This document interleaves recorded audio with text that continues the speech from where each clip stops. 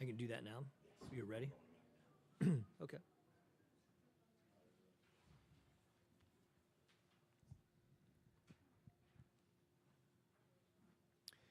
So good afternoon, everyone. We'll go ahead and go over a couple things before coach and players get here. Please make sure to silence all cell phones.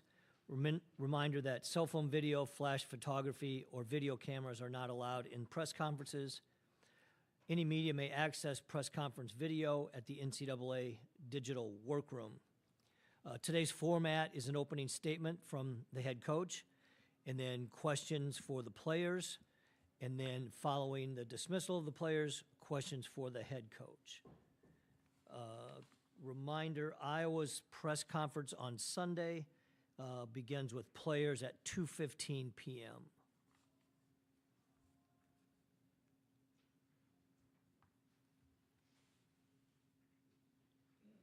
And again, when you have a question, please raise your hand so we can get a microphone to you. And prior to each question, please identify yourself by name and affiliation. And it does help our transcriber to direct your question to one or two of the players so they don't get them too confused on the answers. Thanks on that.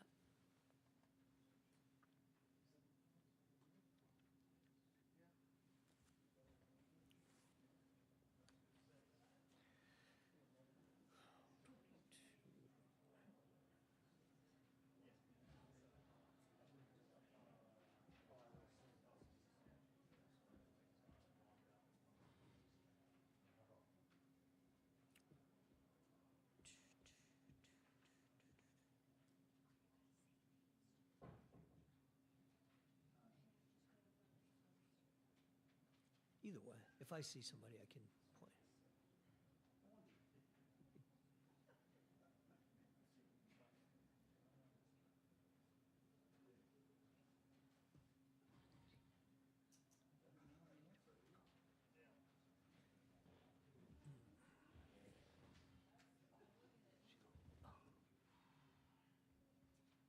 Hey, Tegan, stay out here so I can see you. I can point you.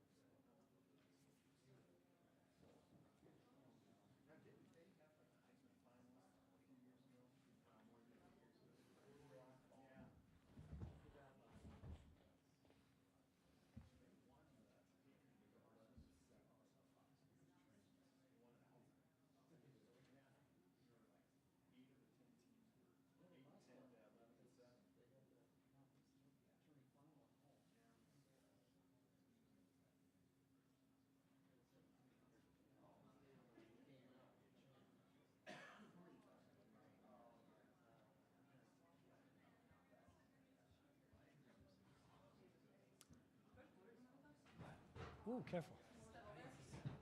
Don't get hurt in here. Yes, we're waiting. Coach Butter? Yep, she's right. We're good.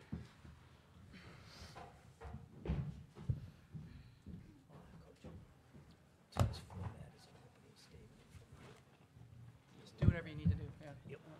Okay, we're joined by Iowa head coach Lisa Bluter, Kate Martin, and Caitlin Clark. We'll open with an opening statement from Coach Bluter before we take questions for the student athletes. I just want to congratulate Marine and Holy Cross on a really great season. you know, they've spent a lot of time here in Carver, and they've spent as much time in Carver this week as we have. And I think they've really enjoyed their time in Iowa City. They're just a really tremendous group of people. I thought they were very fundamentally sound. They worked really hard, and really, you know, it was just a great first-round opponent. Tonight, you know, I thought our first quarter we showed a little rust, but I think we got it going a lot better in the second quarter. I love that we controlled the boards. Assists were really good. 4 people in double figures. I thought Addie O'Grady came on off the bench and did some really nice things for us. All right, thank you, Coach. Questions for the student athletes?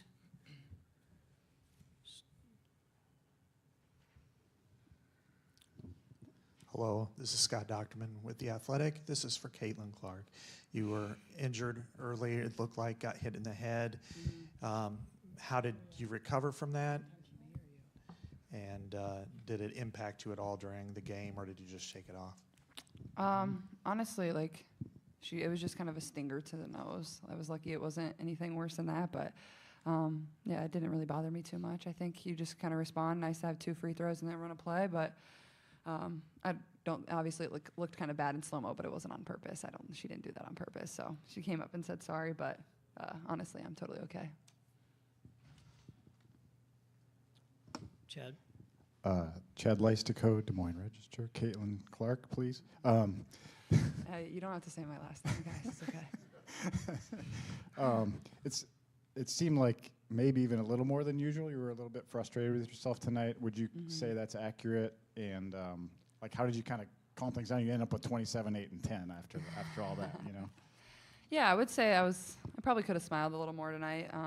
I think the first quarter kind of frustrated maybe all of us in a way. I feel like this is a game you want to come out and dominate from the start because this is what fuels your run. And like Coach Butter said, I think maybe we played with a little bit of rust. And I think the biggest thing is, like, they really packed the paint. They just sat 4 people in there. So it's really hard to drive to the basket. And then when you miss a few long shots to start, it's kind of like what you do. But I think, like Coach Butter said, is like we really started running our offense in the second quarter. And then, you know, I was able to create some plays for my defense that turned into offense, especially late in the game. And then just tried to bring more energy. But, yeah, I think I was a little frustrated. But I feel like that comes from knowing what it takes to be where we want to be. I think, you know, from here on out, every single team is going to give us a really good game. Every single team is basically a top 25 team at this point. So that's what makes March so fun. I definitely think I could have smiled a little bit more. But, hey, I'm competitive. I want to win, and I expect us to be really good all the time.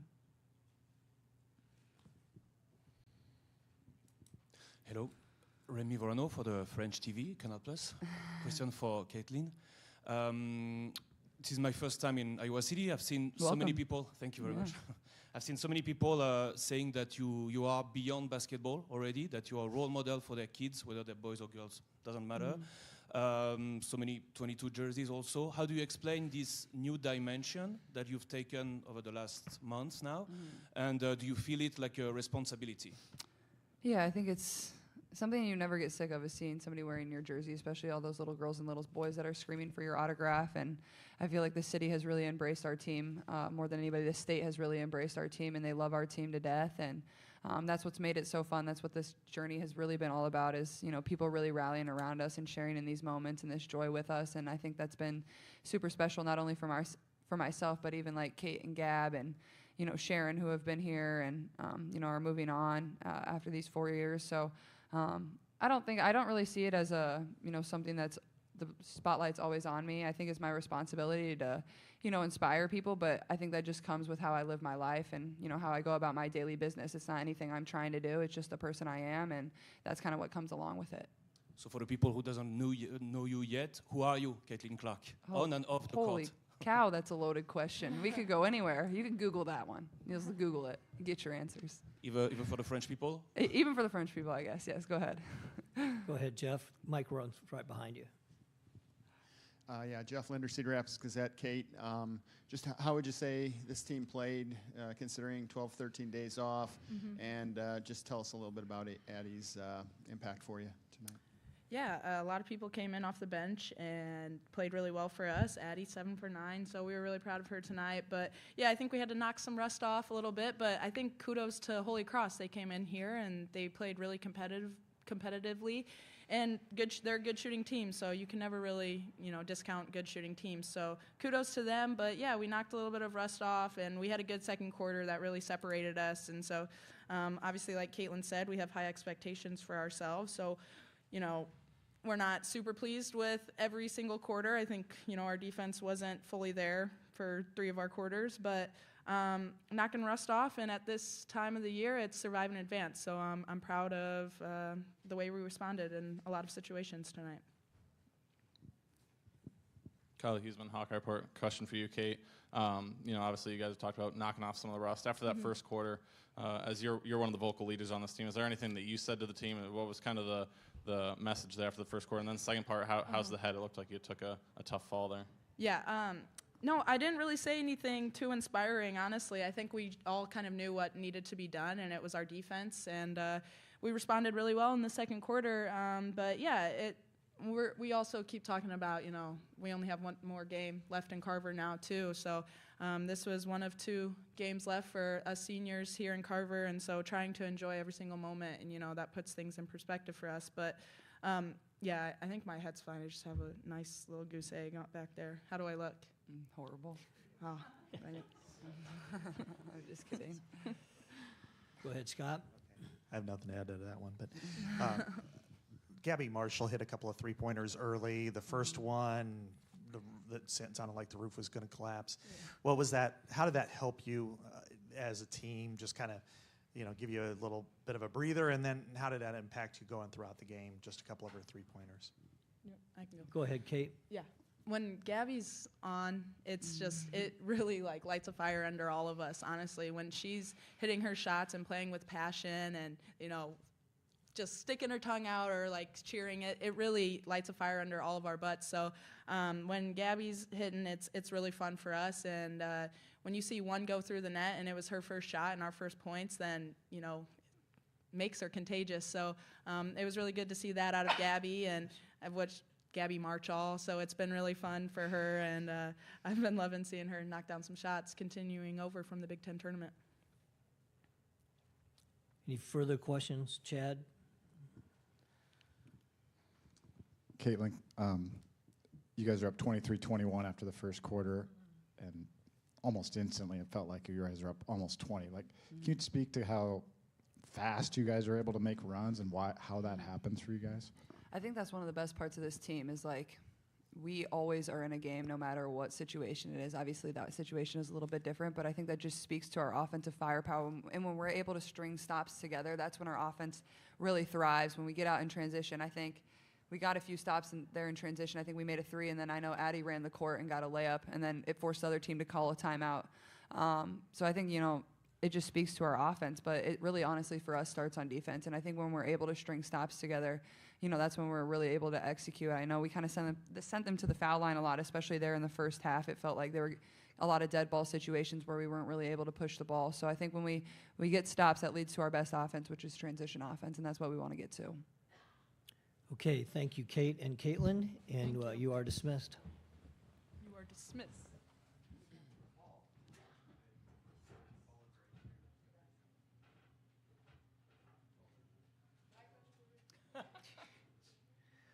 Okay, we'll go to questions for Coach Bluter, right here in the front first.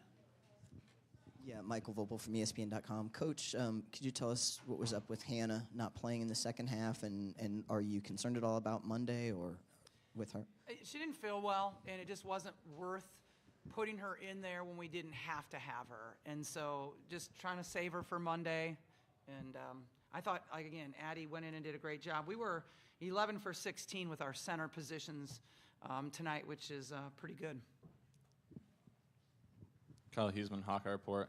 I think a lot of people just expect the 1 seed to come in and handle the 16 seed pretty easily. I'm just curious to hear your thoughts from beginning to end, how you feel like your team played today. Is this a performance that you're happy with going into Monday? I'm happy with it. I mean, I'm not going to ever complain about a 26-point victory. Of course, the first quarter, I thought we were a little bit rusty, as I said, but I thought we got it going after that. I mean, our three-point defense was really good, and that was a key for us, was three-point defense. I thought we did a great job with that. I think we did a really good job on the boards. We got great paint points, took advantage of some of those things. I'm cautiously optimistic. Jeff? Coach Jeff Linder, Cedar Rapids Gazette. We talked about those little runs you had there in the first half. The first one came, I think you were down 11-10, and when I scored 10 in a row with Caitlin on the bench. Could you just tell us a little bit about that run there? Yeah, you know, sometimes our offense, we just pass the ball a little bit better when Caitlin is on the bench. And so I thought you saw that tonight. I thought our, team really moved well. They cut hard. And it's really comforting to know that if Caitlin is on the bench, that we can still score really well. And I thought some other people really stepped up in that situation. Right behind you, Mike. Oh, Tegan in front of you. Here we go. Thank you. Mike Colossi, Cedar Rapids Gazette. Lisa, I'm watching this maybe through the eyes of the Holy Cross team, but I didn't see any intimidation, any fear, and some good ball. Where does that come from? For Holy Cross, I know you'll have to ask Maureen that because I think she'll be in here next, right? Yes. But, I mean, they're a gutsy group, and it comes from Maureen. I mean, Maureen is, she coached or played at Marist for Red Fox there. I mean, he's a great coach, and I think she's such a good fundamental coach. I mean, their team played very well. They only had 13 turnovers tonight. They weren't intimidated at all. I think it helped them being in Carver for such a long time this week. But certainly, they were not, I think, intimidated by our crowd or anything. I thought they just enjoyed the experience, and that's what you want to do. As a 16 seed, that's what you have to do. And they got a great win in the NCAA tournament the other night. Next question. Other questions? Towards the back there. Cooper Worth with the Daily Iowan. Coach, I know heading into tournament play, a big concern was kind of how the backup post players were going to perform, some of the inconsistencies you mentioned. Of course, Aston O'Grady had a big game. I guess some of the other posts. I guess what are your thoughts on some of the backup post players' performance today? Yeah, I had Addie O'Grady put the Iowa sticker up today because I thought she came in and played that well for us. I mean, she's 7 for 9 from the field, has 5 rebounds, 14 points. I thought she did a good job. I think AJ came in and did some nice things. Sharon, obviously, in a really small amount of time, has 5 points for us. So 11 for 16 again, and 40 paint points is very, very good. Further questions? Raise your hand. Anyone?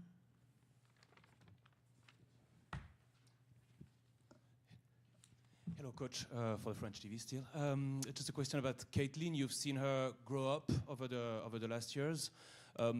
Did you imagine she would become someone so important on and off the court for the whole sports? I don't think you can ever imagine what has happened with Caitlin on a national level. I just don't. Like I could sit here and say, oh yeah, I knew she was going to be this great. But whenever you recruit somebody, you have great optimism for them. You think they're a great player. That's why you recruit them. Could you predicted this level of success? No. I mean, no way. And the popularity, obviously, is something that's quite amazing. And social media helps with that. Television exposure, getting to the national championship last year. Being on national commercials doesn't hurt, your popularity. So she deserves it. She's a great representative of women's basketball on the national level. So she sent me on Google, but I prefer to ask it to you directly. Who is she? What are her qualities on and off the court as a player and as a person? I mean, she's the ultimate competitor. I mean, she's upset with a 26-point, victory tonight. She's, not real happy with the way she played. She's just the ultimate competitor. She's a great kid, too. She's tremendous in the classroom. She's a tremendous role model. She wants to spend as much time as physically possible with young kids. I continue to be impressed with her and her abilities, not only in the court, but just the type of young lady she is off the court. All right. Any other questions? Thank you. Thank you, Coach.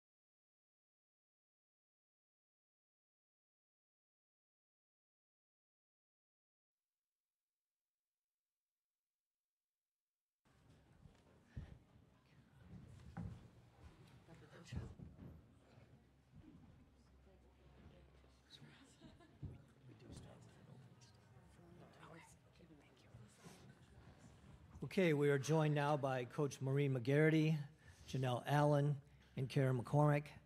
We'll start with a opening statement from Coach McGarity. Oh, I'm sorry. It's Brona. Sorry, Brona. Go ahead, Coach. You know, just coming out of the locker room, I promised the girls I would hold it together, but how unbelievably proud I am of them.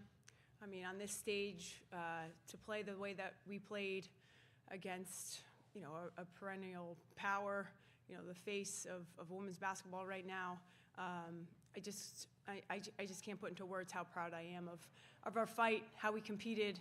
You know, we just stuck to the game plan, and we were in it. I mean, I really felt we were in it, you know, for the first half for sure, and we were trying to take it from them. We really were.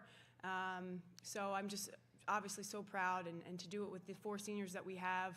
They've just had so many milestones here at Holy Cross, and you know, will go down as one of the all-time great senior classes in the history of Holy Cross women's basketball. And I'm really sad to see it come to an end, but I'm just so grateful for their effort today. I'm just so proud of them.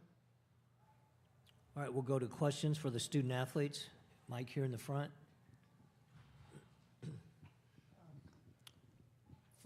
For both of the players, if you don't mind, why were you not intimidated? I guess, like, one thing the coaches kind of always tell us is just to be present and be in the moment. But, I mean, we've just worked so hard to get to this point, and, like, the season we had was never easy.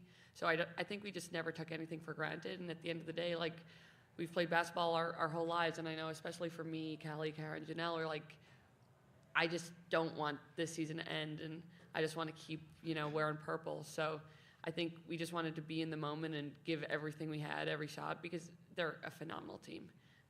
But, you know, we just wanted to go out playing our style of basketball, and we just knew, like, we celebrate each other, we enjoy playing with one another. So I think that was just the most important thing, and just play fearlessly. And I think we do that as a team, and regardless of the stage, that's how we want to play. So I think that's why we just didn't go in with too much fear. We just wanted to play our game and play together. Janelle, your thoughts? I mean, I don't think there was a reason to go into this game intimidated. I mean, obviously, you can be nervous, but intimidated is another thing. And I think all season, we've never had a reason to be intimidated. So I think this game is just another game. I think every day we come in with confidence, we shoot the ball with confidence, we play with confidence. And when you don't play with confidence, that's when things don't go your way. And I think today, despite the circumstances and despite the end score, we did phenomenal. And I'm very proud of how we played today. And I think that, I don't think we have any regrets in how we played or how, things turned out, but I don't think there's any reason to come out intimidated. Braden Roberts, Iowa Rivals for Brona. You guys have talked about what you thought the crowd might be like for a few days now. Did it live up to your expectations? I mean, yeah, it was great. It was such an unreal atmosphere, I think. As much as the Iowa fans were amazing, I have to give credit to the Holy Cross fans. I think no matter where we go, they're always out supporting us, and you can always hear them. So I think just knowing we had our own little corner there just kind of made the atmosphere that much better. And, like, no matter what, yeah, I was scoring, their fans are going to cheer, but when Holy Cross scored, we had our own corner too. So I think just being in that atmosphere was incredible. Go ahead, Janelle. Same question. I mean, our fans have been very ride or die since our very first game. Since the very first time we put on these jerseys, our fans have been there for us through and through. So, I mean, of course, the Iowa fans cheer, but that kind of becomes white noise. And whenever we put the ball in the basket, you look over and our little section of purple was cheering for us with smiles. So, I mean, it kept us going. It kept, it put smiles on our faces. So I'm very thankful that, everyone showed up, got tickets, made time out of their day to come support us. for both the players. You did a great job on Caitlin early. Really, she just was very frustrated, turning it over a lot. You guys were physical with her. Just can you give me an idea how you guys were feeling at that point and how you felt about sustaining that through the rest of the game? I think we did a good job of executing our scout. I think our coaches did a good job of helping us understand the game plan. And I mean, shouts out to Simone and Caitlin, Flanagan, and even Kara. I mean, they worked hard today. They worked really, really hard, and I think they deserve a lot of credit for what they did. And then on the flip side, we had our rotations, we had our help. I think today like I said, despite the outcome today, we really, really worked hard, and I think that a lot of the credit goes to them. Ronna, go ahead. I don't know if I could say it much better myself. I think she draws just so much attention, and we went in with a game plan, and it wasn't perfect at times, and we didn't execute everything perfectly, but you know what, our team did our best, and just credit to their whole team. I think getting her frustrated, she's several other great teammates who are able to step up, and it makes it difficult, but you know what, we worked hard, we hustled to try and get out to shooters, rotations, and ultimately, I'm really just proud of the effort our whole team put in today. Go ahead, Todd. Todd Brownell-Camp, 1600 ESPN. A question for Brona. Caitlin said the foul was unintentional, and you apologized to her. I don't know if you're aware, but it's kind of gone viral. Just curious what your reaction to that is. I haven't looked at my phone yet. It was totally unintentional. I actually broke my hand in our playoff game at BU in our final, and so when I was moving, I was just very conscious of keeping it out of too much contact, and unfortunately it just happened that way. I would like to apologize. It was not intentional at all, and she was a great sport about understanding that. I know it always looks terrible if someone gets a hit in the face, but it really wasn't unintentional. I was trying to just not get too much contact on my hand, but it was just an unfortunate way things worked out, but apologies on that one. It wasn't meant anything.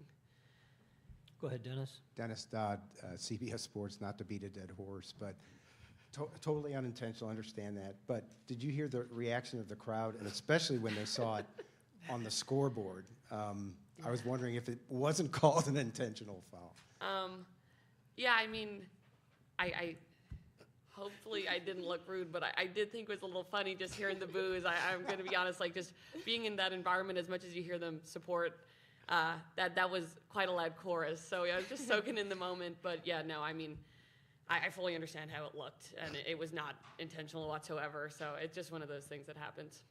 Thanks. All right, any other questions for our players? All right, thank you. Thank you. Good job, ladies.